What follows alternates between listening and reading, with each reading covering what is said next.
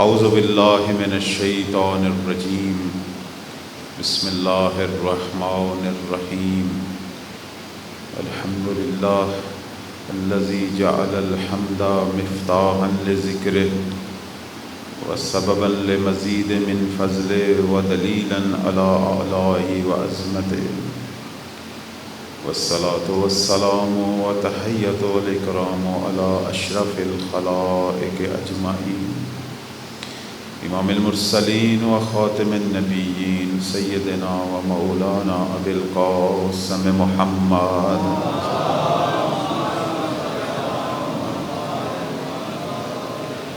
وعلی آلہ طیبین الطاہرین المعصومین المنتجبین سیما بقیت اللہ الامام المہدی فی الارضین القائم بالحق الذین اذهب اللہ عنہم الرجس وطہرہم تطہیرا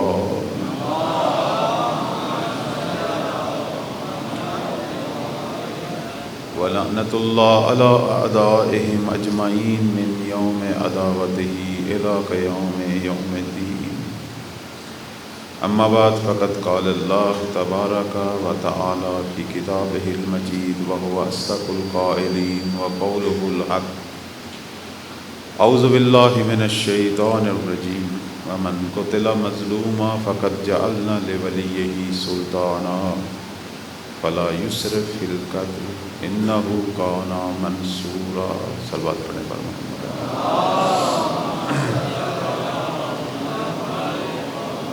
مجلس کو پربرکت بنانے کے لیے دعائے سلامتی امام زمان مل کر بسم اللہ الرحمن الرحیم اللہم کن ولیک الحجۃ ابن الحسن صلواتک علیہ وعلی آبائہ فی ہذہ الساعة وفی کل ساعة ولیاً وحافظا وقائدا وناصرا ودلیلا معینا حتی تسکنہ ارضک طوعا وتمتعہ فیہا طویلا برحمتک یا ارحم الراحمین صلوات پڑھنے پر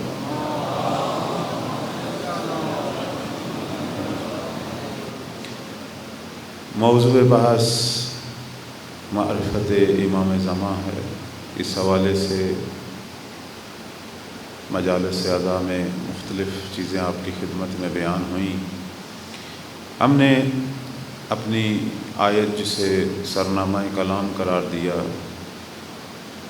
اس میں من قتل مظلوما ذکر سید الشہداء ہے، فقط جعلنا لولیہ سلطانہ کہ ہم اس کے وارث خون کو سلطنت اور طاقت دیں گے۔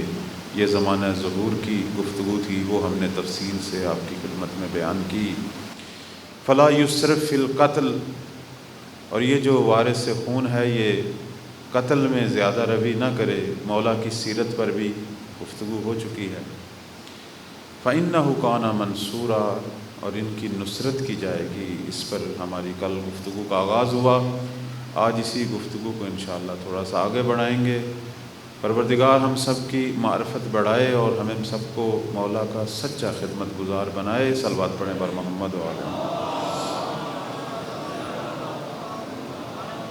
عرض کیا تھا کہ جب مولا تشریف لائیں گے خدا بھی ان کی نصرت کرے گا، جس طرح پروردگار نے پیغمبر کی نصرت کی کفار کے مد مقابل۔ پیغمبر نے اتنی جنگیں کی، بالآخر خدا فتح نصیب کرتا تھا۔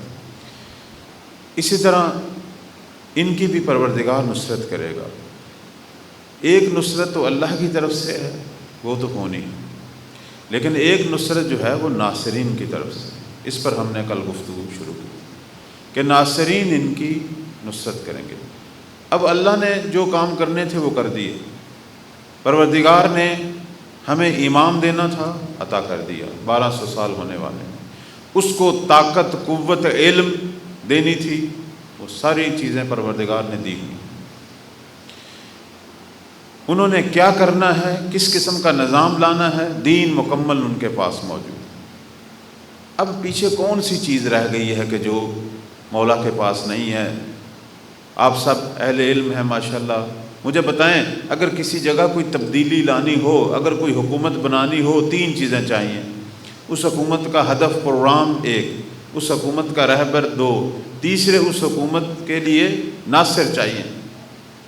کسی بھی ملک کے اندر جب حکومت آتی ہے تو یہی چیزیں ہوتی ہیں نا، ایک رہبر چاہیے، اس کی مدد کے لیے لوگ چاہیے، اور اس کے لیے اس کا کوئی پروگرام بھی ہو، کوئی ضابطہ بھی ہو، کیا اس نے کرنا ہے۔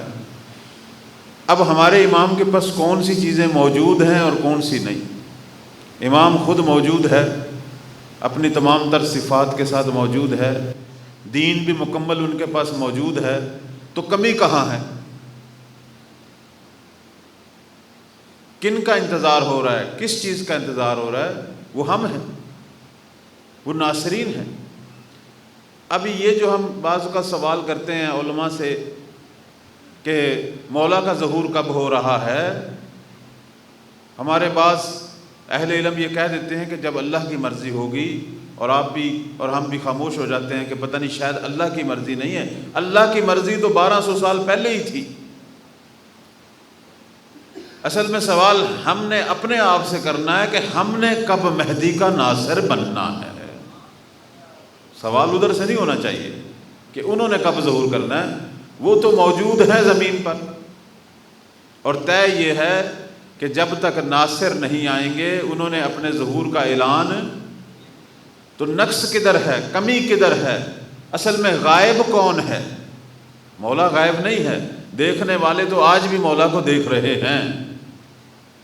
وہ ناصر غائب ہیں کہ جنہوں نے ان کا ساتھ دینا ہے اور دنیا میں علی کی حکومت قائم، وہ غائب ہیں، مولا ان کا انتظار کر رہے ہیں۔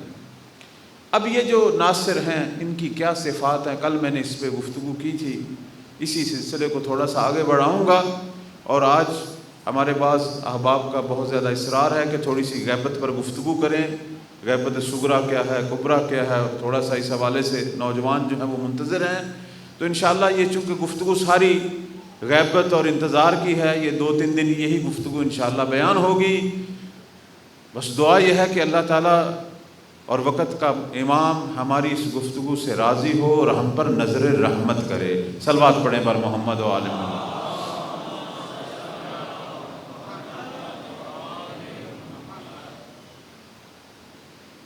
مولا 255 ہجری میں پیدا ہوئے، 260 ہجری میں غیبت شروع ہوئی۔ مولا کی زندگی کے 3 دور ہیں۔ اپنے تمام اہل علم بھائیوں کی خدمت میں بہت ہی توجہ چاہوں گا۔ امام کی زندگی کے 3 دور ہیں۔ ایک مولا کا حضور کا زمانہ تھا کہ جب لوگوں میں حاضر تھے، یہ 255 سے 260 کا، یہ 5 سالہ زمانہ جب اپنے بابا کے زمانے میں تھے، یعنی دنیا پہ مولا امام عسکری کی ولایت تھی، اس زمانے میں 5 سال امام لوگوں کی نگاہوں کے سامنے تھا بچپن کا زمانہ، لیکن لوگ آتے تھے، مولا کی زیارت کرتے تھے، سوال و جواب کرتے تھے۔ یہی ہمارے 12ویں امام بھی جواب دیتے تھے۔ مثلا بعض کا لوگ آتے تھے مولا عسکری سے سوال کرنے کے لیے، لیکن امام اپنے ساتھ ایک 2 سال کے، 3 سال کے، بعض راوی کہتے ہیں 4 سال کے بچے کی طرف اشارہ کرتے تھے کہ میرے لخت جگر سے پوچھو۔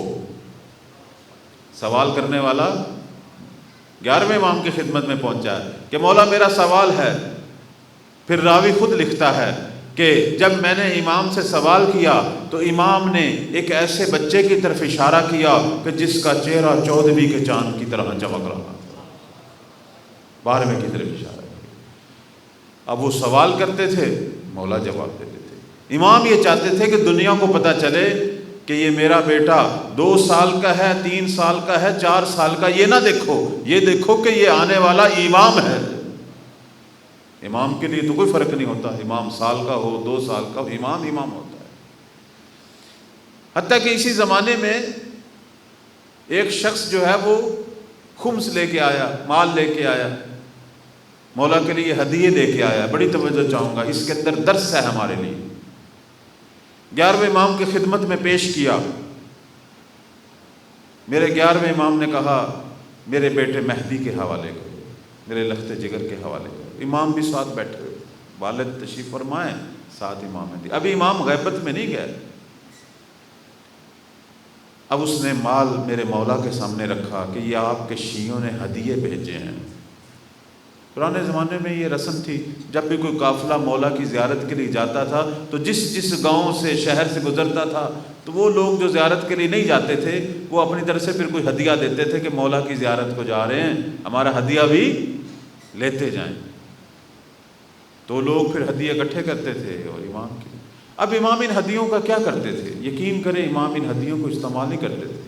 کوفہ سے جو مال آتا تھا خراسان بھیج دیتے تھے، خراسان سے آتا تھا قم بھیج دیتے تھے، قم سے آتا تھا مدینہ، جہاں جہاں شیعوں کو ضرورت ہوتی تھی، جہاں پریشانیاں ہوتی تھی، مولا اسی طرح سارا مال وہاں بھیج دیتے۔ خود اماموں کی زندگی بہت سادہ تھی، زاہدانہ زندگی تھی، روزانہ بہت پیسہ آتا تھا لیکن خود استعمال نہیں کرتے تھے۔ اب وہ مال لے کے آیا 11ویں کی خدمت میں، فرمایا میرے فرزند کو، میرے بیٹے کو دو۔ اس نے 12ویں کی خدمت میں پیش کیا تو میرے امام نے کیا کہا اپنے والد کو کہا کہ اے میرے مولا، اے میرے آقا، میں اپنے پاک ہاتھ نجس مال کی طرف بڑھاؤں؟ بہت توجہ چاہوں۔ اب 11ویں امام نے اس شخص کو کہا اس کو کھولو، اس میں کیا ہے؟ اس نے تھیلیاں کھولی۔ ابھی اس نے ایک تھیلی کھولی تھی، میرے مولا نے 12ویں سرکار نے فوراً کہا اس تھیلی میں اتنے سکے ہیں، اتنی دکانوں کا کرایہ ہے، اتنے مکانوں کا کرایہ ہے، اتنے کپڑے بیچے گئے اور اس کا یہ مال ہے، اور اس کے حلال ہونے کی وجہ یہ ہے، اور اس میں کچھ سکوں کے حرام ہونے کی وجہ یہ ہے، اور کس کس نے بھیجے ان کے بھی نام بتا دیے۔ امام تو یہ ہے نا۔ ایک وجہ میں آپ کی خدمت میں بیان کر رہا ہوں، حرام ہونے کی وجہ کیا تھی؟ بہت ہی توجہ چاہوں گا۔ ایک مولا نے فرمایا کہ اس کے اندر اتنے سکے حلال ہیں، چونکہ یہ خمس ہے، یہ صدقہ ہے، یہ ہدیہ ہے، اتنے سکے جو ہیں وہ حرام ہیں، چونکہ یہ اس ذمہ دار نے ہماری خدمت میں ہدیہ بھیجا ہے کہ جس نے اپنے کاشتکاروں کو ان کا پورا حق نہیں دیا۔ توجہ ہے کہ یہ اس کسان نے، اس ذمہ دار نے ہمیں ہدیہ بھیجا ہے کہ جس نے اپنے ملازم جو اس کی زمینوں پر کام کرتے تھے انہیں پورا حق، لہذا یہ سارا مال حرام، ہم اس سے ہاتھ نہیں لگا سکتے۔ میرے عزیزو، کتنا بڑا درس ہے اس کے اندر۔ 11ویں امام نے کہا اس کو اٹھا لو اور ہمارے شیعوں کو کہو ہمیں تمہارے حرام مال کی ضرورت نہیں۔ مولا کس مال کو لیتے ہیں؟ ہم بعض اوقات مال خرچ کرتے ہیں، امام بارگاہ پہ کرتے ہیں، مسجد پہ کرتے ہیں، مجلس پہ کرتے ہیں، نظری نیاز بہت کچھ دیتے ہیں، لیکن یاد رکھیں پروردگار صرف اہل تقوی سے قبول کرتا ہے اور ائمہ صرف حلال مال قبول کرتے ہیں، حرام مال قبول نہیں ہوتا۔ اس بات کا ابھی بھی آپ دیکھیں کہ یہ ہمارے ملک کے اندر یہ جو طوفان، یہ بارشیں، یہ سیلاب، یہ مصیبتیں، ٹھیک ہے اس کی ایک وجہ آزمائش بھی ہے، لیکن ایک وجہ میرے عزیزو ہم لوگوں کے اپنے گناہ ہیں۔ ہم نے کن لوگوں کو اپنا حاکم بنایا ہوا، اور خود ہم کیسے لوگ ہیں؟ ہم اپنے معاملات میں ایک دوسرے پر رحم کرنے کے لیے تیار نہیں۔ ہماری اگر ہر آدمی اپنی اپنی زندگی کو دیکھے، حکمرانوں پر تو تنقید کرنی چاہیے چونکہ یہ ہم نہیں بنائے ہیں، جیسی عوام ویسے حکمران، یہ تو ہے، لیکن ہم اپنی زندگی میں دیکھیں اپنے معاملات میں ہم اپنے حق دے رہے ہیں؟ بھائی بہن کے حق دے رہا ہے، میاں بیوی کے حق دے رہا ہے، ہمسائے کے حق دے رہے ہیں، رشتہ داروں کے حق دے رہے ہیں؟ آیا آپس میں لین دین میں ایک دوسرے کا حق دے رہے ہیں؟ آیا ایک دوسرے کے بارے میں گفتگو کرنے میں ایک دوسرے کی عزت و آبرو کا خیال رکھ رہے ہیں؟ ہم ایک دوسرے پر جب رحم نہیں کر رہے تو حاکموں نے ہم پر کیسے رحم کرنا؟ یہ تو قرآن کا فیصلہ ہے کہ وَلَوْ أَنَّ أَهْلَ الْقُرَىٰ آمَنُوا وَاتَّقُوا لَفَتَحْنَا عَلَيْهِمْ بَرَكَاتٍ مِّنَ السَّمَاءِ وَالْأَرْضِ۔ پروردگار کہہ رہا ہے کہ اگر یہ آبادیوں والے، یہ شہروں والے، یہ دیہاتوں والے اگر ایمان لے آئیں، تقوی اختیار کریں، میں ان پر زمین و آسمان کے برکتوں کے دروازے کھول دوں۔ جو کچھ بھی ہم پر مصیبت آتی ہے اس کا تعلق ہمارے اپنے گناہوں سے ہوتا ہے۔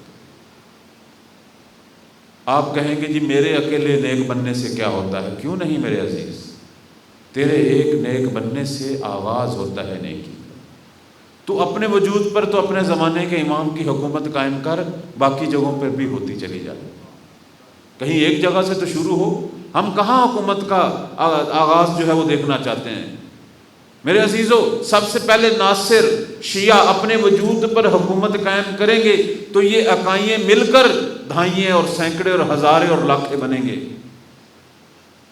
ہمیں سے ہر شخص اپنی اپنی جگہ پر یا اس وقت مولا کا ناصر ہے یا نہیں ہے، اپنے معاملات کو دیکھ لیں۔ مولا کی غیبت کی وجہ بھی یہی ہے۔ کیوں امام غائب ہے؟ 260 ہجری سے امام غائب ہے۔ پہلا دور مولا کے حضور کا دور ہے، 260 ہجری سے غیبت کا دور شروع ہوا۔ البتہ یہ غیبت کا دور جو ہے 329 تک، 70 سال تک غیبت صغریٰ رہا، اور 329 سے لے کر اب تک، اور پتہ نہیں کب تک یہ غیبت کبریٰ ہے۔ اور اس کے بعد مولا کا زمانہ ظہور۔ 3 دور ہیں میرے بارے میں امام کے: زمانہ حضور، زمانہ غیبت اور زمانہ ظہور۔ زمانہ حضور گزر چکا ہے، غیبت میں غیبت صغریٰ گزر چکی ہے، یہ غیبت کبریٰ ہے، اور زمانہ ظہور اللہ ہم سب کو دکھائے۔ صلوات پڑھیں بر محمد و آل محمد۔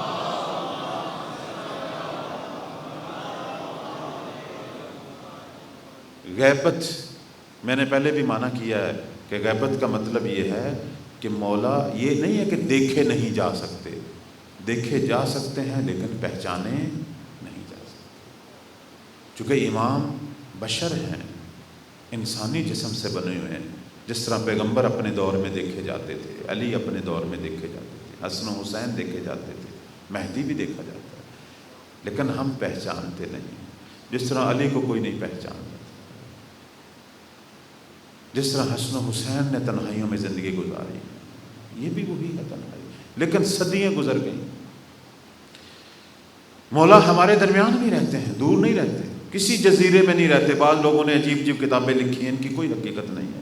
امیر المومنین کا فرمان ہے حجت وہیں رہے گی غیبت کے زمانے میں جہاں اس کے شیعہ رہیں گے، وہیں رہے گی، اور فرمایا انہی گلیوں اور بازاروں میں قدم اٹھائے گی جہاں ان کے شیعہ قدم اٹھاتے، اور فرمایا حجت حتیٰ کہ ان کے گھروں میں جائے گی۔ پتہ نہیں وہ کون سے خوش قسمت گھر ہیں جنہوں نے اپنے گھروں کو اس انداز سے تیار کر رکھا ہے کہ زہرا کا لال وہاں قدم رکھتا ہے۔ اپنے گھروں پہ توجہ کریں، اپنے گھروں پہ۔ یہ کسی نے ایک عجیب واقعہ سنایا، اور یہ شاید حقیقت بھی ہے۔ تہران کے عالم دین سنا رہے تھے، کہہ رہے تھے کہ ایک جوان روتا ہوا میرے پاس آیا کہ میں نے ایک عجیب خواب دیکھا۔ خواب یہ دیکھا کہ مولا آئے ہیں میرے گھر میں، دروازے پہ دستک دے رہے ہیں، اور میں نے پوچھا کون ہو؟ کہنے لگے تیرے زمانے کی حجت ہوں، تیرے گھر میں آنا چاہتا ہوں۔ تو میں نے کہا مولا ذرا ٹھہریں۔ اب میں نے گھر سے وہ ساری چیزیں نکالنی شروع کر دی کہ جو میرے مولا کے مزاج کے، اور نکالتے نکالتے نکالتے اب آپ کو پتہ وہ کون کون سی چیزیں ہوتی ہیں۔ دیر ہوگی، جب دروازہ کھولا تو مولا جا رہے تھے، اور یہ کہہ رہے تھے کہ میں نے سب شیعوں کے گھروں کو دستک دیتا ہوں، سب یہی کہتے ہیں ذرا ٹھہر جاؤ، لیکن میرے لیے دروازے نہیں کھولتے۔ ہمارے گھروں کی کیا حالت ہے؟ آئیے یہ گھر مولا کے قدموں کے لائق ہیں یا نہیں، یہ اب ہم نے سوچنا ہے۔ غیبت یہی ہے میرے عزیزو کہ ہم نے اپنے امام کو خود ہی غائب کیا ہوا ہے۔ ہم ہیں غائب کرنے والے، اللہ نے غائب نہیں کیا۔ علی بن مہزیار 21 سال حج پہ گیا، ہر دفعہ اسی عنوان سے گیا کہ مجھے وہاں زہرا کے لال کی زیارت ہوگی، چونکہ مولا بھی حج پہ آتے ہیں، شیعہ انہیں دیکھتے ہیں، مولا بھی دیکھتے ہیں، لیکن شیعہ نہیں پہچانتے۔ یہ جاتا تھا، مولا کو آوازیں دیتا تھا عرفہ اور منی میں، اے مہدی زہرا تو کہاں ہے؟ لیکن ملاقات نہیں ہوئی، اور بالآخر مایوس ہو گیا۔ پھر کسی نے کہا اس سال دوبارہ جاؤ، کوئی بشارت ہو گئی، گیا، اور پھر وہ وقت آ پہنچا کہ مولا سے ملاقات ہو گئی۔ اب واقعہ بہت طولانی ہے، چونکہ میں نے آج بہت ساری چیزوں کی طرف اشارہ کرنا ہے، میں صرف اصل جو جملہ اس کی طرف آتا ہوں۔ جب مولا نے شرف ملاقات بخشا تو آپ کو پتہ امام نے کیا کہا؟ امام نے کہا علی بن مہزیار تو نے آنے میں اتنی دیر کیوں کر دی؟ کہنے لگا مولا میں نے دیر کی، میں 21 سال سے ان لحظات کا منتظر تھا، مجھے نہیں پتا آپ کہاں تھے، میں کہاں آپ کو ڈھونڈتا۔ میرے مولا نے کہا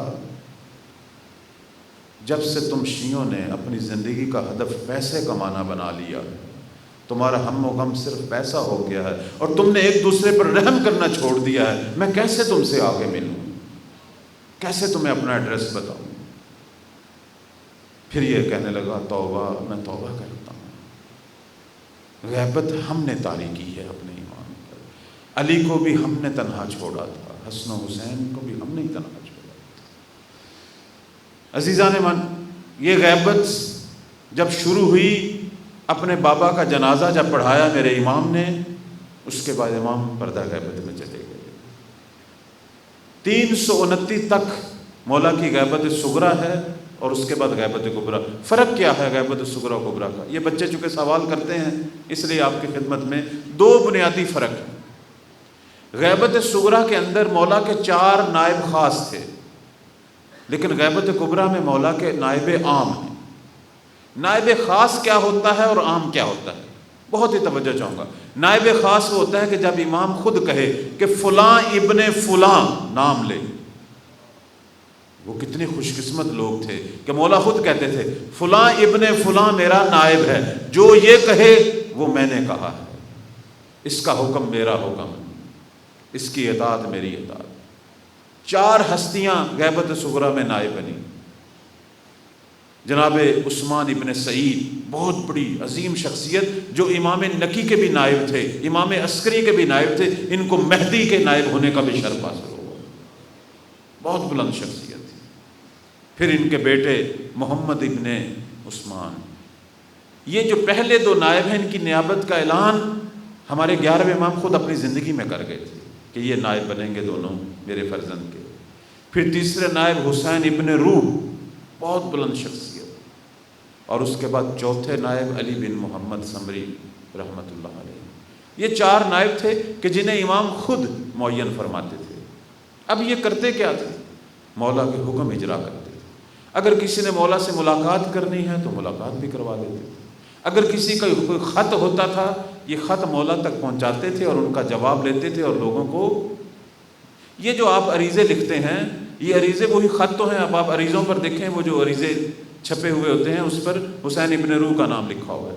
یعنی یہ اس زمانے میں شیعوں کو عادت تھی، نائبین کو خط لکھتے تھے اور نائب آگے مولا تک پہنچاتے تھے۔ لیکن جب غیبت کبریٰ کا آغاز ہوا، نائب خاص کا سلسلہ ختم ہوا، اب شیعوں کو سمجھ نہیں آتا تھا کسے خط لکھیں، تو کسی نے کہا دریا میں ڈال دو، کنویں میں ڈال دو، امام تک پہنچ جائے گا۔ اس کے بعد یہ عادت بنی کہ اپنے خطوں کو ہم دریاؤں کنووں میں ڈالتے ہیں۔ لیکن میں یہ کہوں گا، کیوں تو سال میں 1 دفعہ خط لکھتا ہے؟ تو روز لکھا کر، تو روز لکھا کر، اور تو یہ نہ سمجھا کر کہ میں جب خط لکھوں گا مولا بعد میں آئیں گے اسے پڑھیں گے۔ نہیں، تو جب لکھ رہا ہوتا ہے اسی وقت زہرا کا لال پڑھ رہا ہوتا ہے۔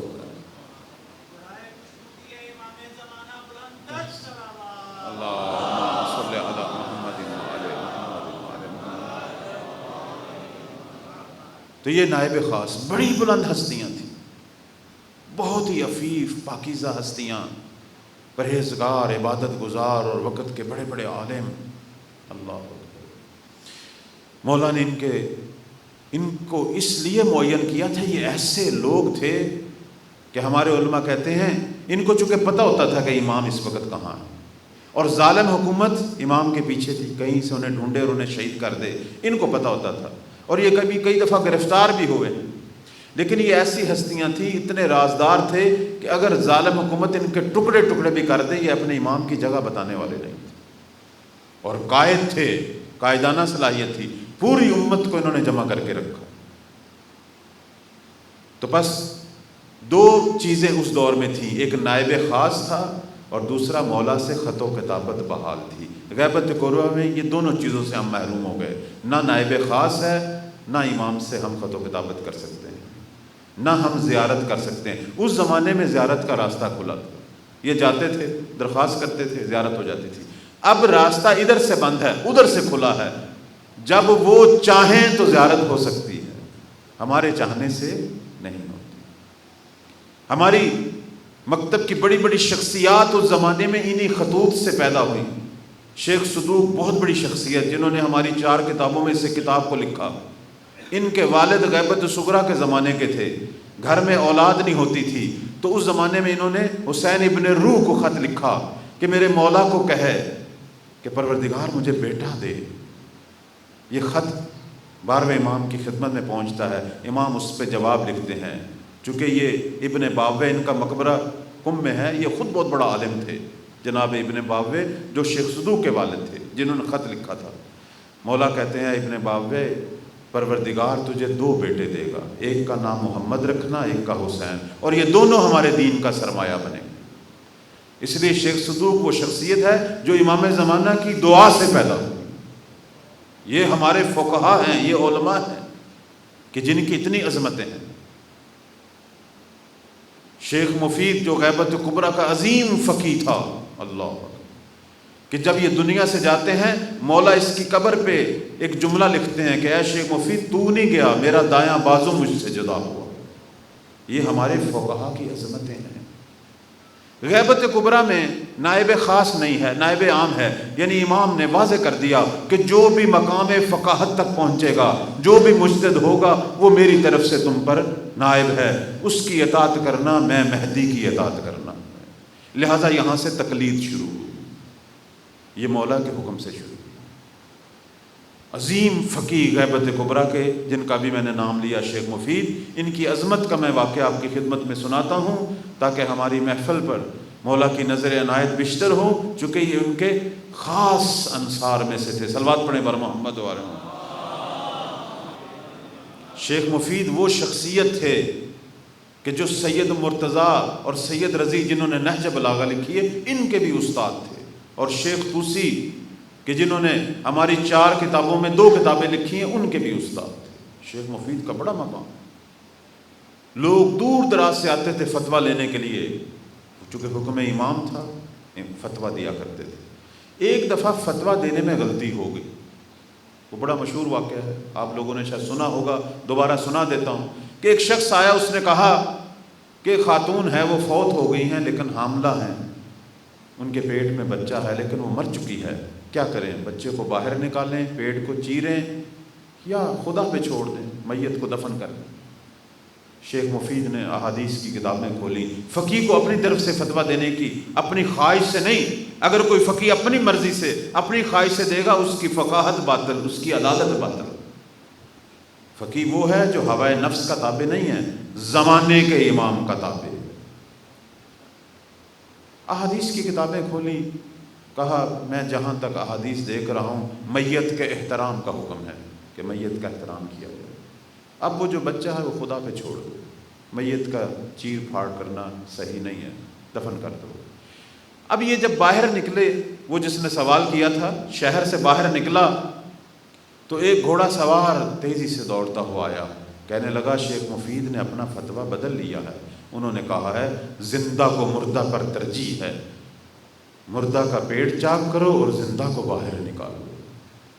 ٹھیک ہے، وہ گیا، چند سال کے بعد دوبارہ آیا، وہ بچہ ہاتھ انگلی پکڑے ہوئے آیا، کہنے لگا قبلہ اگر آپ فتویٰ نہ بدلتے تو یہ بھی مر جاتا۔ کہنے لگے میں نے تو فتویٰ نہیں بدلا تھا۔ کہا وہ ایک جوان آیا، یہ اس کے شمائل تھے، یہ اس کی خصوصیات تھی، اور اس نے کہا زندہ کو مردہ پر ترجیح حاصل ہے۔ اب دوبارہ شیخ مفید نے اپنی کتابیں کھولی، مطالعہ کیا، کہا یہی حق تھا، وہ جو میں نے پہلے فتویٰ دیا تھا وہ خطا تھی۔ شیخ مفید نے کہا بس میں خطا کر سکتا ہوں، مجھے لوگوں کی جانوں سے کھیلنے کی ضرورت نہیں، آج کے بعد میں فتویٰ نہیں دوں گا۔ اپنا مکتب بند کیا، مدرسہ بند کیا اور گھر میں بیٹھ گئے۔ اب لوگ فتویٰ پوچھنے کے لیے آتے ہیں، کہتے ہیں میں فتویٰ دینے کے قابل نہیں ہوں چونکہ مجھ سے غلطی ہو سکتی ہے۔ جب چند دن گزرے تو 12ویں امام کا خط پہنچا، کیسے مخاطب ہوا، ایھا الاخ، اے میرے بھائی، اے میرے یار، اے میرے صدیق، اے شیخ مفید، آؤ اپنا مدرسہ کھولو، تو فتویٰ دو، اگر کبھی کوئی غلطی ہوگی تو ہم ہیں اصلاح کرنے والے۔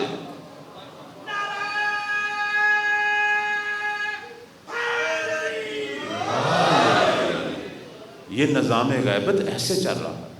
ہماری پوری تاریخ میں یہ جو نائبین عام ہیں، ہم اپنے مسائل ان کے سامنے پیش کرتے ہیں، لیکن جب انہیں مسئلے پیش آتے ہیں تو یہ کس کی بارگاہ میں جاتے ہیں؟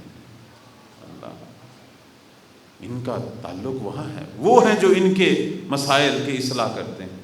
اس لیے تو ہمارے ہاں نظام مرجعیت زندہ ہے، اس لیے تو نظام اجتہاد زندہ ہے۔ اور یہ فقہا جو نائبین عام ہیں کہ جن کی تقلید غیبت کبریٰ میں واجب ہے، چونکہ غیبت صغریٰ اور کبریٰ میں یہی فرق ہے، وہاں نائبین خاص تھے، یہاں نائبین عام ہیں۔ وہاں یہ تھا کہ فلاں ابن فلاں میرا نائب ہے، یہاں جو بھی درجہ فقاہت تک پہنچے اور اپنے اندر چند صفات پیدا کرے، عادل ہو، زمانے کے امام کا مطیع ہو، دین کا محافظ ہو، خواہشات نفسانی کی مخالفت کرتا ہو، فرماتے ہیں وہ حجت ہے تم پر، اس کی تقلید کرو۔ اور ان کی عظمتوں کو ہمارے ائمہ نے بیان کیا۔ ہمارے 10ویں امام کا فرمان ہے کہ یہ غیبت کبریٰ میں جو علماء اور مراجع آئیں گے، یہ وہ ہیں جنہوں نے شیعوں کی کشتی نجات کو سنبھالا ہوگا۔ چونکہ ہم تو نہیں ہیں اس دور میں، ہمارا قائم تو پردہ غیبت میں ہے، شیعوں کی کشتی نجات کو یہ سنبھالے ہوں گے۔ یہ وہ ہیں کہ جو لوگوں کو دین خدا کی طرف ہدایت دیں گے اور شیطان کے جال سے محفوظ رکھیں گے۔ فرماتے ہیں کہ اولئک خیر البریہ، یہ ہماری امت کے سب سے بہترین افراد ہیں۔ ان کی عظمتوں کو بیان کیا۔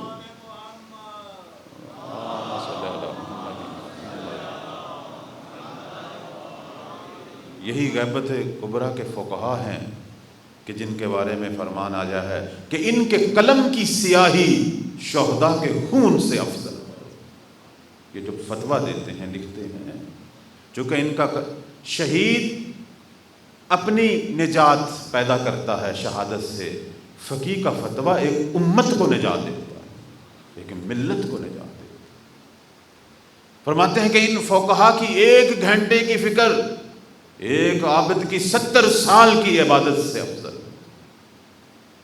تو یہ غیبت کبریٰ میں ہمارے لیے حجت یہ فقہا ہے، اور اللہ ہم سب کو توفیق دے کہ ہم اس عظیم نعمت کو، ان کا شکر ادا کریں، کفران کا باعث نہ بنے۔ صلوات پڑھیں بر محمد و آل محمد۔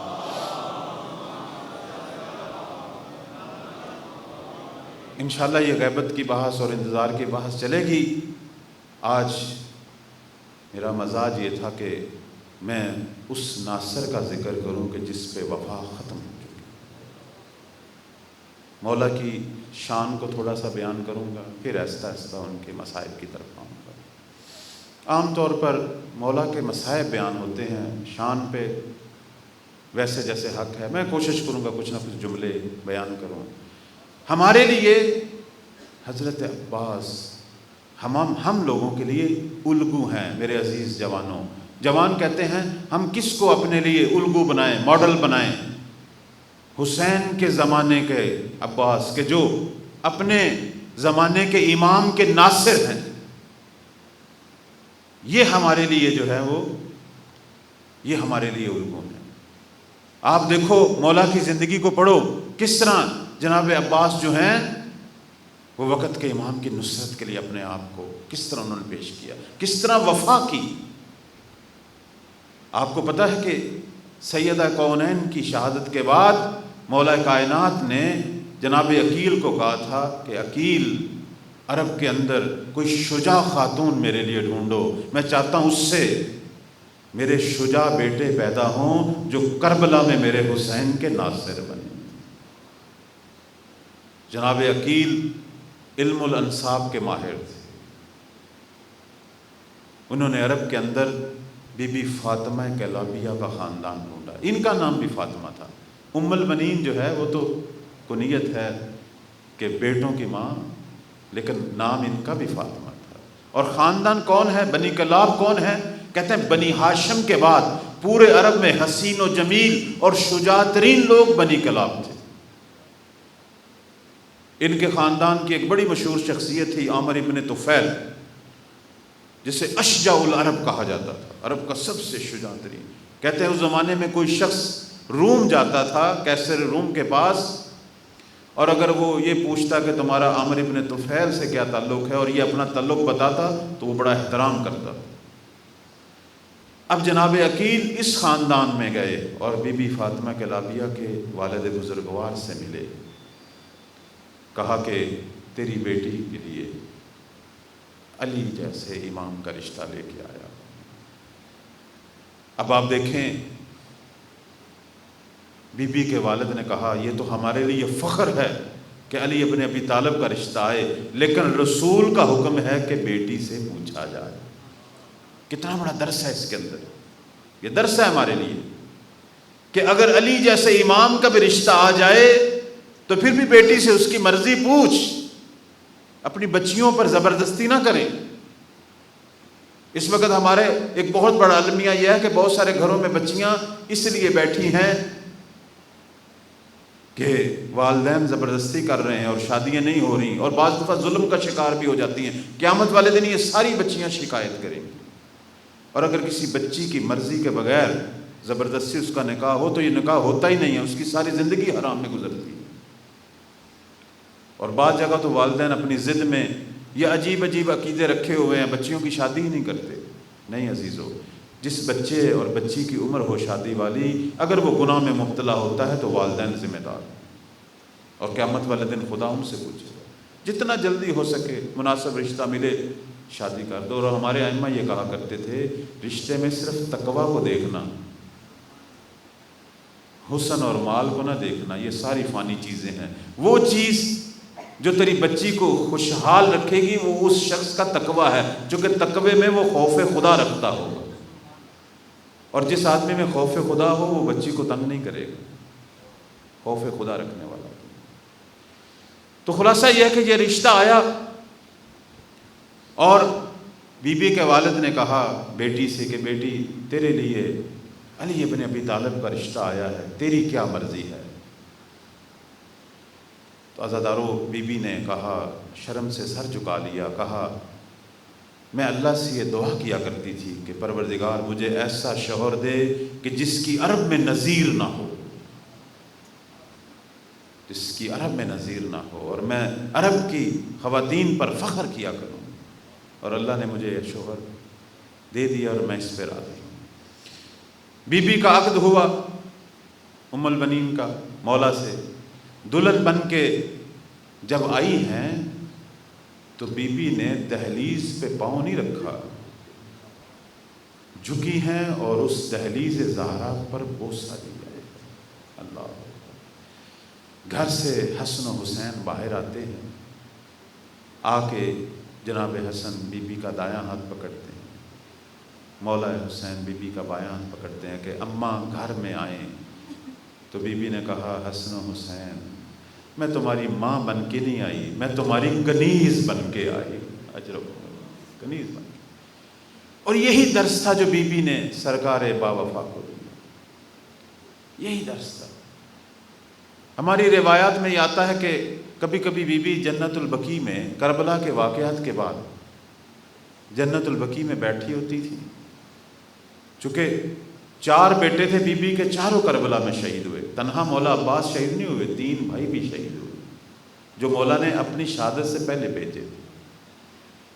تو اب بی بی جنت البقیع میں بیٹھتی تھی کربلا کے واقعات پر، بیٹا تو کوئی بھی نہیں تھا، ایک انگلی سے لکیر کھینچتی تھی کہ یہ میرے عباس کی قبر ہے، پھر دوبارہ ایک لکیر کھینچتی یہ میرے جعفر کی قبر ہے، 4 لکیریں کھینچ کے بی بی روتی تھی، کہتی تھی اب مجھے کوئی ام البنین نہ کہے، بیٹوں کی ماں نہ کہے، میرا تو کوئی بیٹا ہی نہیں رہا۔ پھر ساری لکیریں مٹا دیتی تھی، کہتی تھی نہیں میں اپنے بیٹوں کو نہیں رہوں گی، میں تو حسین پہ گریا کروں گی، میں تو زہرا کے بچوں پہ رہوں گی۔ یہ بی بی ام البنین تھی۔ اجر کہتے ہیں کہ 26 ہجری 4 شعبان کو امیر المومنین کو یہ بتایا گیا کہ جس بیٹے کا آپ انتظار کر رہے ہیں وہ بیٹا دنیا میں آ چکا ہے۔ 4 شعبان کو مولا عباس پیدا ہوئے، لیکن ساتھ امیر المومنین کو یہ بھی بتایا گیا کہ عباس آنکھیں نہیں کھول رہا۔ اب مولا گھر میں آئے، جناب عباس کو اپنے ہاتھ پہ اٹھاتے ہیں اور روایات میں آتا ہے کہ مولا نے جیسے عباس کو ہاتھ پہ اٹھایا نا، اس کے دونوں بازوؤں پر بوسہ دیا اور رونا شروع کر دیا۔ پوچھا گیا کیوں بازوؤں پہ بوسہ دے رہے ہیں، کیوں رو رہے ہیں؟ مولا نے فرمایا یہ دونوں بازو دین کی نصرت میں جدا ہوں، دین کی نصرت۔ لیکن عباس نے آنکھیں نہیں کھولیں، باپ نے اٹھایا آنکھیں نہیں کھولیں۔ حسن مجتبیٰ آگے بڑھتے ہیں، بھائی کو اٹھاتے ہیں، بوسہ دیتے ہیں، لیکن عباس آنکھیں نہیں کھولتے۔ پھر مولا کو سمجھ آ گئی، کہا حسین کو بلاؤ۔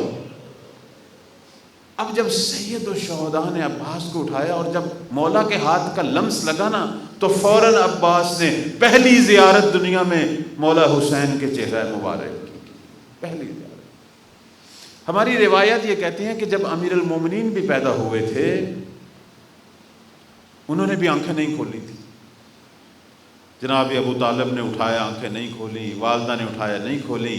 ہاں جب سرور کائنات آئے تھے، جب پیغمبر نے علی کو اٹھایا تھا، تو علی نے پہلی زیارت سرور کائنات کے چہرے میں۔ اب جو عالم سرور کائنات اور مولا علی کا تھا، یہاں وہ عالم حسین اور عباس کا۔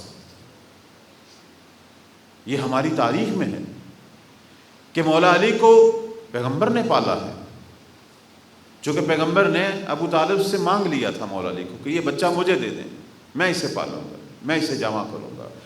خود مولا علی نے نہج بلاغہ میں خطبہ قاسیہ میں لکھا ہے کہ وضعنی رسول اللہ فی ہجرہ وانا ولد، رسول جب میں بچہ تھا رسول نے مجھے اپنی گود میں اٹھا لیا تھا، مجھے اپنی گود میں لے لیا تھا۔ یضمنی الی صدری، رسول ہمیشہ مجھے اپنے سینے سے چمٹائے رکھتے تھے، اپنے سینے سے لپٹا کے علی کو رکھتے تھے، مجھے اپنے بستر پہ سلاتے تھے، اپنا بدن میرے بدن سے مس کرتے تھے، اور اپنے ہاتھ سے چھوٹے چھوٹے نوالے مجھے دیا کرتے تھے۔ یہ خطبہ قاسیہ پڑھیں اور کہتے ہیں کہ وَلَقَدْ كُنْتُ أَتَّبِعُ، اور میں رسول کے پیچھے اس طرح چلا کرتا تھا جس طرح چھوٹا بچہ اپنی ماں کے پیچھے چلا، ہمیشہ جہاں جہاں رسول ہیں وہاں وہاں علی۔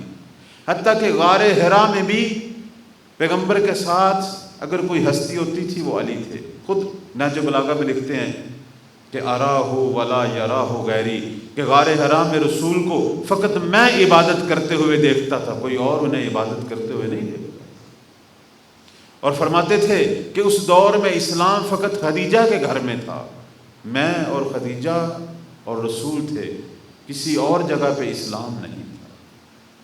اور خطبہ قاسیہ میں امیر المومنین فرماتے ہیں کہ جب رسول پر وحی نازل ہوئی میں نے دیکھی، میں نے سونگی، اشم ریح النبوہ، نبوت کی خوشبو میں نے سونگی، سمیت رنت الشیطان حین نزل الوحی علیہ السلام، کہ جب نبی پر وحی نازل ہو رہی تھی تو میں نے شیطان کی چیخ سنی۔ اور میں نے بعد میں رسول سے پوچھا ما ھذہ رنہ، یہ چیخ کیا تھی یا رسول اللہ؟ فرمایا ھذہ رنۃ الشیطان، یہ شیطان ابلیس کی چیخ تھی، کیونکہ جب مجھ پر وحی نازل ہوئی قد ایس من عبادتی، اب وہ اپنی عبادت سے مایوس ہو چکا۔ جب مولا نے بتایا نا پیغمبر کو کہ مولا میں نے بھی یہ چیخ سنی، تو سرور کائنات نے کیا کہا؟ یا علی انک تسمع ما اسمع، علی تو وہی سنتا ہے جو میں سنتا ہوں، وَتَرَى مَا أَرَى، تو وہی دیکھتا ہے جو میں دیکھتا ہوں، الا انک لست بنبی، لیکن اے علی تو نبی نہیں ہے، لکنک لوزیر، لیکن تو میرا وزیر ہے، میرا وزیر۔ خطبہ کے اندر سرور کائنات کا امیر المومنین کے ساتھ تھا، وہی تعلق سید الشہداء کا عباس کے ساتھ تھا۔ مولا نے ام البنین سے عباس کو مانگ لیا، کہا ماں یہ مجھے دے دے۔ اب عباس کو اپنے ساتھ سلا رہے ہیں، مولا حسین خود ہی اپنے سینے سے سارا دن لگائے رکھتے ہیں، اپنے ہاتھ سے نوالا دے رہے ہیں، اور کبھی کبھی آ کے مولا کائنات کو کہتے ہیں سید الشہداء کہ بابا جب میں عباس سے بے پناہ پیار کرتا ہوں پتہ نہیں کبھی کبھی مجھے رونا کیوں آ جاتا۔ مولا کائنات نے کہا حسین یہ اولیاء خدا کے حالات ہیں، جناب عباس کو پالنے والے مولا حسین، جناب عباس بہت خوبصورت تھے عزیزو، بہت خوبصورت تھے۔ خاندان بنی ہاشم میں ویسے سارے خوبصورت تھے، بنی امیہ اور بنی ہاشم کا یہی فرق ہے، بنی امیہ جو ہے وہ کریہ النظر تھے، یعنی دیکھنے میں بدنما تھے، لیکن بنی ہاشم سارے خوبصورت تھے۔ خود جناب ہاشم کو بدر حرم کہا جاتا تھا، حرم کا چاند۔ ہمارے پیغمبر کے جو والد تھے ان کو لقب ملا ہوا تھا مصباح الحرم، حرم کا چراغ۔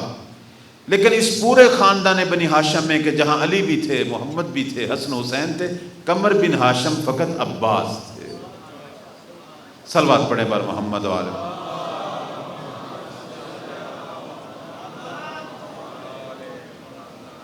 بنی ہاشم کے چاند فقط عباس تھے، بہت ہی خوبصورت، قوی الجثہ، طویل القامت۔ جب گھوڑے پہ بیٹھتے تھے تو پاؤں زمین پہ لگتے تھے، اتنا قد بلند تھا، اور اتنے خوبصورت تھے۔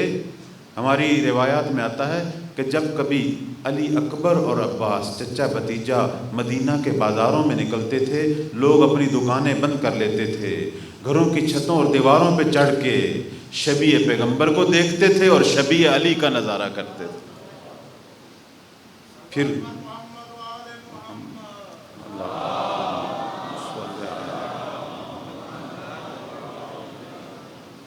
بہت خوبصورت تھے حضرت عباس، شبیہ تھے مولا علی کی، شبیہ تھے۔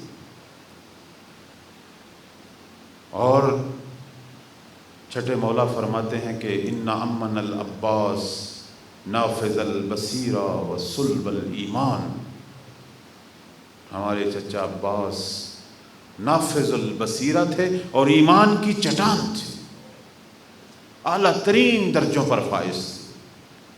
جب چھوٹے سے تھے، 1 سال یا 2 سال کے، اب ان کے ایمان کا اندازہ لگائیں، مولا عباس کے ایمان کا۔ کبھی عمر میں مبارک پتہ نہیں 1 سال یا 2 سال نہیں تھی کہ مولا علی نے جناب عباس کو اپنے زانوں پہ بٹھایا، کہا عباس کہو 1، کہا 1، پھر مولا نے کہا عباس اب کہو 2، عباس خاموش ہو گئے۔ مولا نے کہا کیوں نہیں 2 کہتے؟ کہنے لگے بابا جس زبان سے 1 کہہ دیا ہے اب 2 نہیں کہوں گا۔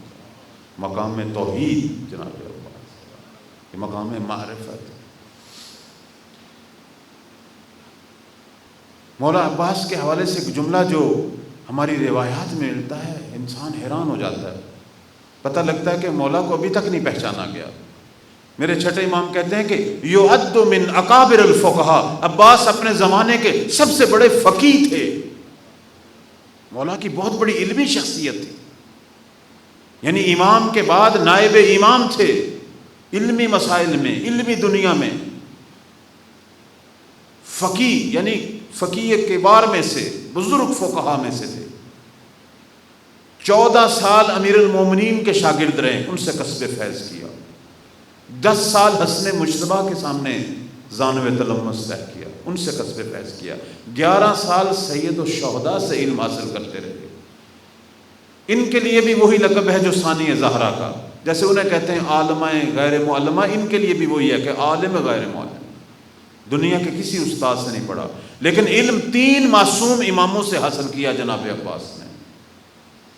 اور امیر المومنین نے ایک عجیب جو جملہ ان کے بارے میں لکھا ہے، فرماتے ہیں ان ولد العباس زک العلم زکا، میرے بیٹے عباس نے علم سیکھا نہیں، علم اسے اس طرح منتقل ہوا ہے جس طرح پرندہ اپنے بچے کو دانہ منتقل کرتا۔ اب آپ دیکھیں کہ باقی جانور ہوں یا انسان ہو، وہ جو کچھ کھاتا ہے وہ اور ہے، جو بچے کو دودھ کی شکل میں دیتا ہے وہ اور ہے، لیکن پرندہ جو دانہ خود اپنے لیے اٹھاتا ہے وہی بچے کے لیے۔ تو مولا عباس کے لیے مولا کی تعبیر یہ تھی کہ عباس کو جو علم ملا ہے یہ وہی ہے جو جس طرح ہم نے حاصل کیا اسی طرح عباس کو منتقل کیا۔ صلوات پڑھیں بر محمد و آل محمد۔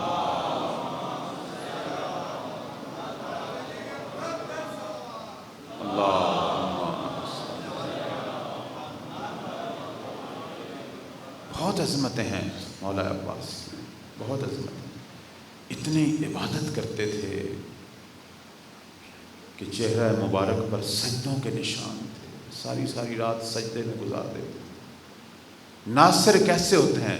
میں اپنے جوانوں اور بھائیوں کو یہی کہوں گا کہ جناب عباس سے سیکھیں،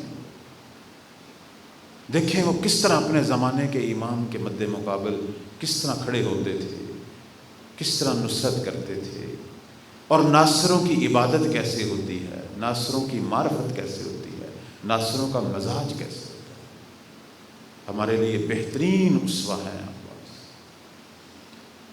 چہرے مبارک پر سجدے کے نشان تھے، کہتے اس ملعون جس نے گرز مارا تھا مولا کو اور مولا گھوڑے سے گرے تھے، جب اس نے حضرت عباس کے چہرے پہ سجدے کا نشان دیکھا تو بڑا پشیمان ہوا، کہنے لگا میں نے کس ہستی پر گرز مارا کہ جس کے چہرے پہ سجدوں کے نشان۔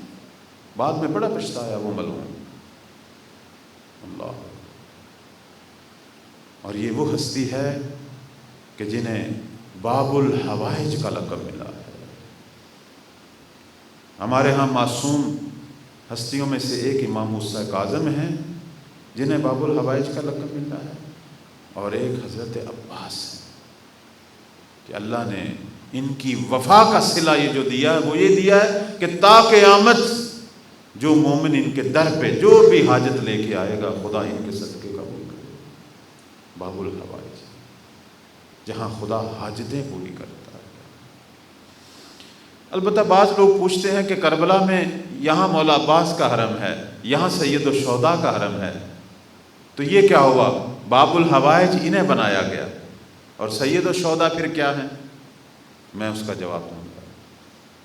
مولا عباس ہیں دنیا کے باب الحوائج اور حسین ہے آخرت کی منزلوں کے باب الحوائج۔ جس نے دنیا مانگنی ہے عباس سے مانگے، اور جس نے اپنی قبر مانگنی ہے، برزخ مانگنی ہے، شفاعت مانگنی ہے، وہ حسین کے پاس ہے۔ اللہ، میں اس لیے تو کہتا ہوں کہ جب آپ کو اماموں کے پاس جانے کا موقع ملے کسی بھی حرم پہ، وہاں دنیاوی خواہشات نہ مانگا کریں۔ یہ تو دنیا کے مسائل ہیں، یہ تو چل رہے ہیں، کبھی ہے کبھی نہیں ہے، کبھی صحت ہے کبھی بیماری ہے، کبھی پیسہ ہے کبھی آ رہا ہے کبھی جا رہا ہے۔ وہاں وہ مانگا کرے جو دنیا میں کہیں نہیں ملتا، وہاں اپنی قبر مانگا کرے، مولا سے قبر کی شفاعت مانگا کرے، برزخ کی شفاعت مانگا کرے، روز حشر کی شفاعت مانگا کرے، ان بیماریوں کا علاج مانگے جن کا طبیب دنیا میں نہیں ہے۔ حسد کی بیماری ہے دور نہیں ہو رہی، وہ مانگیں۔ لالچ کی بیماری ہے وہ مانگیں، غیبت کی بیماری ہے وہ مانگیں، کوئی اور حرام کاری کی بیماری ہے اس کا علاج مانگو، اور اگر وہاں نہیں جا سکتا تو اس امام سے مانگ جو تیرے پاس رہتا ہے، اس سے مانگ۔ کچھ کہتے ہیں جی ہم تو دور نہیں جاتے، تو دور نہیں جاتا، زہرا کا لال تیرے پاس ہے، وہ تو تیرے پاس ہی رہتا ہے نا، اس سے توسل کیا کر، ہر روز اس سے مانگا کر۔ تو مانگنے میں کیوں کنجوسی کرتا ہے؟ یہ کریموں کا گھر ہے، یہ کریم ہے ہستیاں۔ مولا عباس کی ایک اور جو صفت تھی وہ یہ تھی کہ ہمیشہ مولا حسین کے مد مقابل اپنے آپ کو غلام کی شکل میں پیش کیا کرتے تھے، ہمیشہ۔ اور یہی صفت مولا علی کی بھی تھی کہ جب بھی رسول کے سامنے پیش ہوتے تھے تو غلام کی حیثیت سے پیش ہوتے تھے۔ اس میں ہمارے لیے درس، خود مولا کائنات نہیں کہتے انا عبد من عبید محمد، میں تو محمد کے غلاموں میں سے غلام۔ مولا عباس بھی اپنے آپ کو غلام کی شکل میں، یہ درس ہے۔ درس یہ ہے کہ امت ہمیشہ اپنے امام کی غلام ہوتی ہے۔ مولا امام زمان کے جو ناصر آئیں گے ان کی صفات میں بھی یہ ہے کہ وہ امام کے مد مقابل غلاموں کی مانند آئیں گے۔ اطول اما لسیدہا، جس طرح ایک کنیز اپنے آقا کے مد مقابل کنیز ہوتی ہے، اس سے بھی زیادہ غلامی کا اظہار کریں گے مہدی کے ناصر۔ جو آقا حکم دیں گے وہی ہوگا، غلام یہی ہے، ہماری کوئی مرضی نہیں ہے، مرضیاں ساری ان کی ہیں، اپنے آپ کو مولا کے حوالے کر دینا، یہ ہے غلامی۔ تو مولا عباس کا یہی تھا، جب بھی امام انہیں کہا کرتے تھے سید الشہداء بھائی عباس، یہ ہمیشہ یہی کرتے تھے آقا مولا۔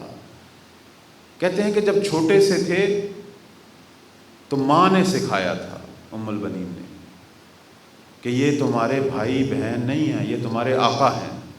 کہنے لگے کیوں؟ یہ میرے بھائی بہن کیوں نہیں ہیں؟ وہ تو مجھے اپنا بھائی کہتے ہیں، زینب مجھے اپنا بھائی کہتی ہیں، حسین اپنا بھائی کہتے ہیں۔ ام البنین نے کہا نہیں بیٹا، یہ سیدہ کے بیٹے ہیں اور ہم کنیز ہیں میں ان کی، اور تو کنیز زادہ ہے، یہ تیرے مولا ہے، تو انہیں سیدی و مولائی کہا کر۔ ماں نے یہ درس دیا تھا۔ اس لیے 9 محرم کو جب عمر ابن سعد نے حملے کا پروگرام بنایا اور سید الشہداء نے کہا کہ اس کو بھیجو، میں اس سے ملاقات کرنا چاہتا ہوں عمر ابن سعد سے، اور ملاقات ایک جگہ پہ طے ہوئی۔ ابھی بھی آپ جب کربلا جائیں وہ جگہ موجود ہے، مولا عباس کے حرم کی طرف آؤ تو ایک گلی میں وہ جگہ ہے کہ جہاں سید الشہداء نے عمر ابن سعد سے ملاقات کی تھی۔ اس ملاقات میں عمر ابن سعد اپنے ساتھ بیٹا لے کے آیا تھا اور ایک غلام لے کے آیا تھا۔ اب جب سید الشہداء جانے لگے تو علی اکبر کو ساتھ لیا، تو جناب عباس کیا کہتے ہیں؟ کہتے ہیں مولا وہ بیٹے کو بھی لے کے آیا اور غلام کو بھی لے کے آیا، آپ بیٹے کو لے کے جا رہے ہیں، غلام کو بھول گئے ہیں، مجھے اپنے غلام کے طور پر ساتھ لے کے جائیں۔ یہ عظمت تھی، ہمیشہ اپنے آپ کو غلام کی شکل میں پیش کرتے تھے۔ البتہ مولا امام حسین جب بھی عباس کو بلاتے تھے تو ایک اتنے پیار سے بلاتے تھے، جب بھی عباس کو بلاتے تھے کہتے تھے عباس تجھ پر حسین قربان۔ اللہ، یہ سید الشہداء کی محبت تھی۔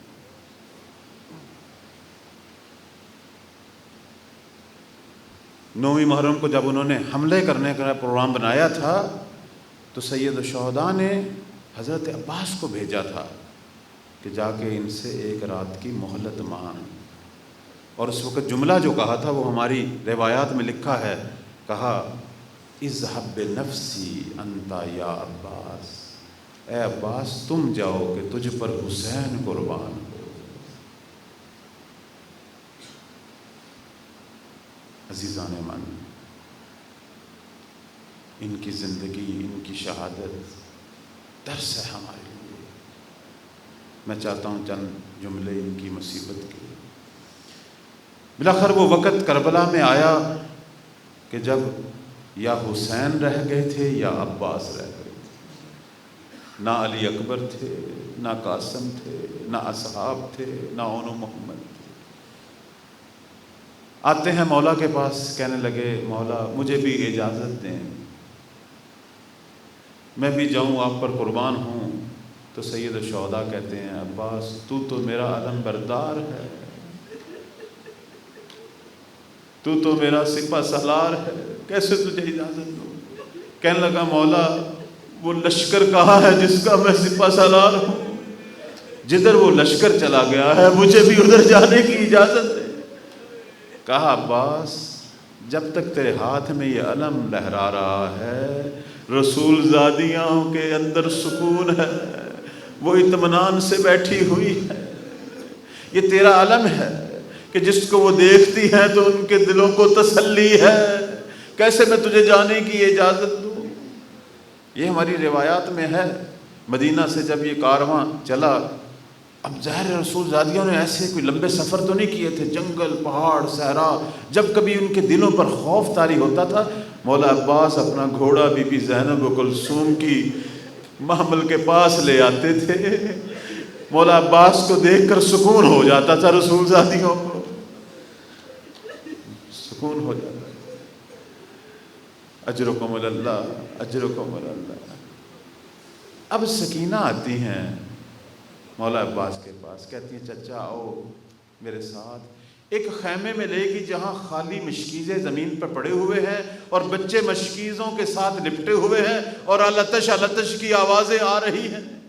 کہنے لگی چچا دیکھیں یہ سارے بچے پیاس سے مر رہے ہیں، آپ ان کے لیے تھوڑا سا پانی لے آئیں، اور ادھر علی اصغر بھی پیاسا ہے۔ کہا سکینہ اپنے باپ سے مجھے اجازت دلوا دے، میں تو کئی بار گیا ہوں۔ اب سکینہ آتی ہیں سید الشہداء کے پاس کہ بابا چچا عباس کو اجازت دے دیں، حسین ہر ایک کو تو ٹال سکتے ہیں، سکینہ کو کون ٹالے؟ اب ہماری بعض روایت یہ بھی کہتی ہیں کہ مولا نے خود ہی عباس کو کہا کہ بچوں کی پیاس عروج پہ ہے، بچے پیاس سے مر رہے ہیں، جاؤ ان کے لیے تھوڑا سا پانی لے آؤ۔ جب عباس جانے کی تیاری کر رہے تھے تو مولا نے کہا عباس جانے سے پہلے بہنوں سے الوداع ضرور کر لینا، اجرکم اللہ۔ اب جب عباس الوداع کے لیے خیمہ میں پہنچے ہیں جہاں رسول زادیاں تھی، جب ان کو پتہ چلا کہ عباس بھی جا رہے ہیں، اب میں وہ منظر نہیں بیان کر سکتا جو اس وقت اس خیمے کا منظر تھا۔ وہ بیبیاں جو صبح سے اب تک لاشیں دیکھ رہی تھیں کہ جو بھی گیا ہے وہ زندہ واپس نہیں آیا، جب پتہ چلا کہ عباس بھی جانے والے ہیں تو اس وقت کیا خیمے کی حالت تھی، بیبیوں کی کیا حالت تھی، صرف رونے کی آوازیں آ رہی تھی، واہ عباس یا عباس، اجرکم اللہ۔ بی بی زینب نے عباس کو کہا عباس میرے پاس بیٹھ، آج میں تجھ سے ایک دل کی بات کرنا چاہتی ہوں، پتہ نہیں بعد میں ایسا موقع ملے گا یا نہیں۔ کہا عباس میں جب چھوٹی سی تھی صحن بابا میں کھیل رہی تھی، بابا نے مجھے ایک دفعہ پیار سے اپنے زانوں پر بٹھایا، میرے سر سے ردا ہٹی ہے تو بابا نے میرے سر کو بوسے دینے شروع کر دیے اور میرے بازوؤں کو بوسہ دینا شروع کر دیا۔ میں نے پوچھا بابا آپ میرے سر اور بازوؤں کو کیوں بوسہ دے رہے ہیں؟ تو بابا نے کہا زینب ایک وقت آنے والا ہے تیرے سر پہ ردا ظالم کھینچ لیں گے اور تیرے ہاتھوں میں رسیاں ڈالیں گے۔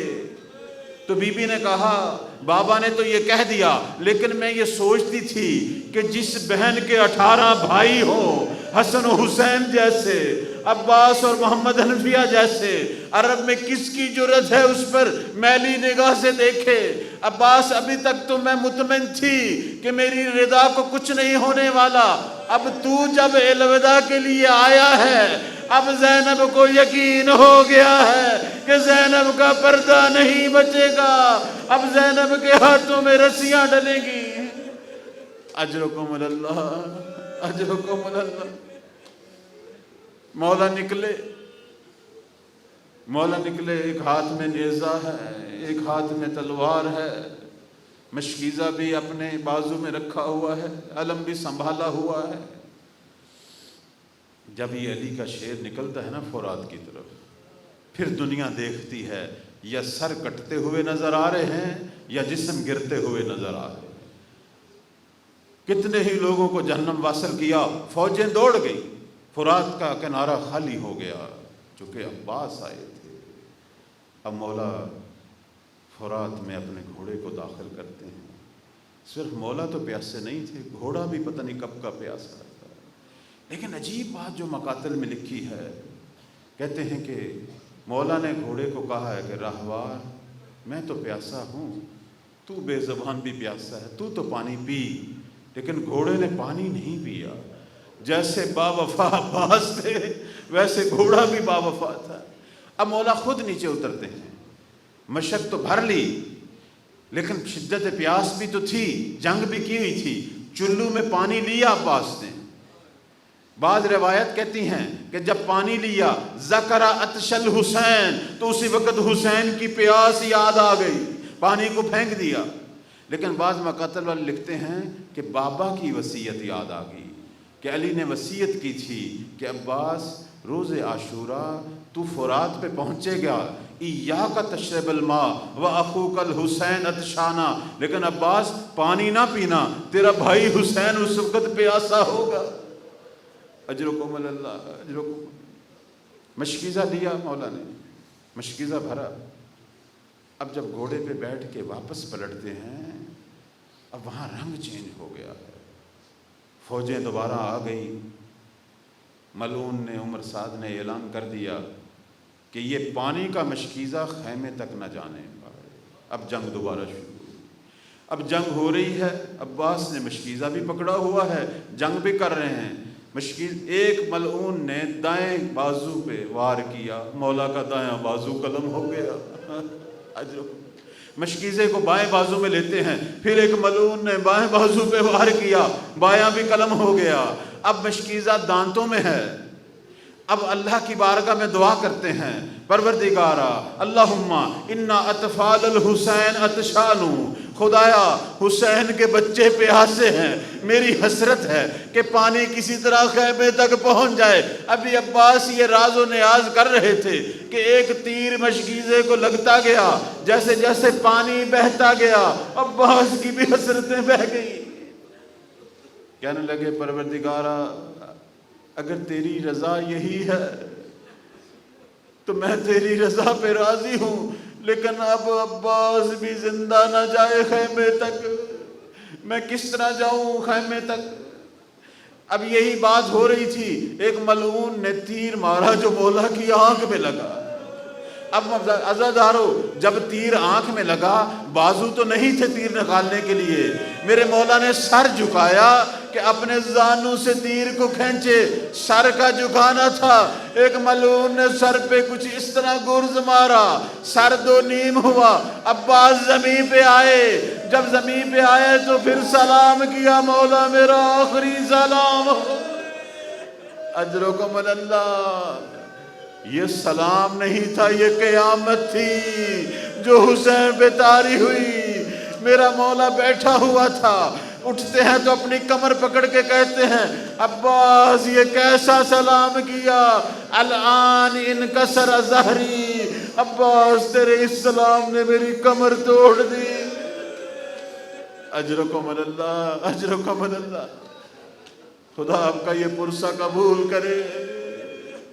اب سید و شہداء جا رہے ہیں جہاں عباس کا لاشا پڑا ہے، مقتل میں لکھا ہوا ہے پہلے ایک بازو اٹھایا حسین نے، پھر دوسرا بازو اٹھایا۔ یہ دونوں بازو اتنے قیمتی ہیں کہ ہماری روایات میں آتا ہے کہ جب بی بی زہرا روز محشر شیعوں کی شفاعت کے لیے آئیں گی تو سرور کائنات کہیں گے زہرا تو شیعوں کی شفاعت کے لیے کیا لے کے آئی ہے؟ تو بی بی کہیں گی کفانا لأجل هذا المقام الیدان المقطوعان من ابن العباس، بابا شیعوں کی شفاعت کے لیے میرے بیٹے عباس کے یہ دونوں بازو ہی کافی ہیں جو دین خدا کی نصرت میں جدا ہوئے تھے۔ اجرکم اللہ، اجرکم اللہ، اجرکم اللہ۔ مولا پہنچتے ہیں جہاں عباس پڑے ہوئے ہیں، آتے ہیں جناب عباس کا سر اپنے زانوں پہ رکھتے ہیں۔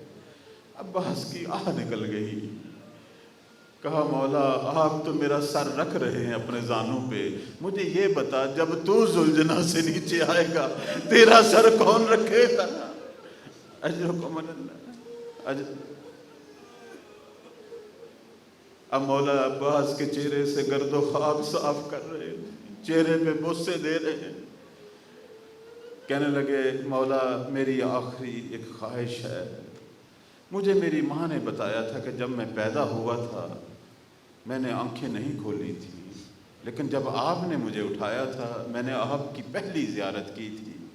مولا میری ایک آنکھ میں تیر ہے، دوسری آنکھ میں خون ہے، میرے اگر ہاتھ ہوتے تو آپ کو زحمت نہ دیتا، جس آنکھ میں خون ہے اسے صاف کریں، میں چاہتا ہوں جاتے وقت بھی دنیا سے آپ کی زیارت کر کے جاؤں۔ اجرکم اللہ۔ سید الشہداء نے خون صاف کیا، غور سے حسین کی زیارت کی، کہا مولا ایک دوسری میری خواہش بھی ہے، میرے لاشے کو خیام تک نہ لے کے جائیں۔ کہا کیوں عباس، میں تو سارے شہداء کے لاشے لے کے گیا ہوں، تیرا لاشا کیوں نہ لے کے جاؤں؟ کہا انی مستحی من ابنتک سکینہ، مولا مجھے آپ کی بیٹی سکینہ سے شرم آ رہی ہے، اس نے مجھے پانی لانے کے لیے بھیجا تھا، کیسے عباس بغیر پانی کے خیام جائے؟ اجرکم اللہ، اجرکم اللہ۔ اب عباس نے آخری ہچکی لی، جب عباس نے آخری ہچ لی تو اس وقت مولا کا مرثیہ شروع ہوا، کہنے لگے عباس اب جو آنکھ اب تک نہیں سوتی تھی تیرے خوف سے دشمن کی، اب وہ تو چین سے سوئے گی، لیکن جو آنکھیں تیری بہنوں کی تیرے سہارے سویا کرتی تھی اب وہ کبھی بھی نہیں سوئیں گی۔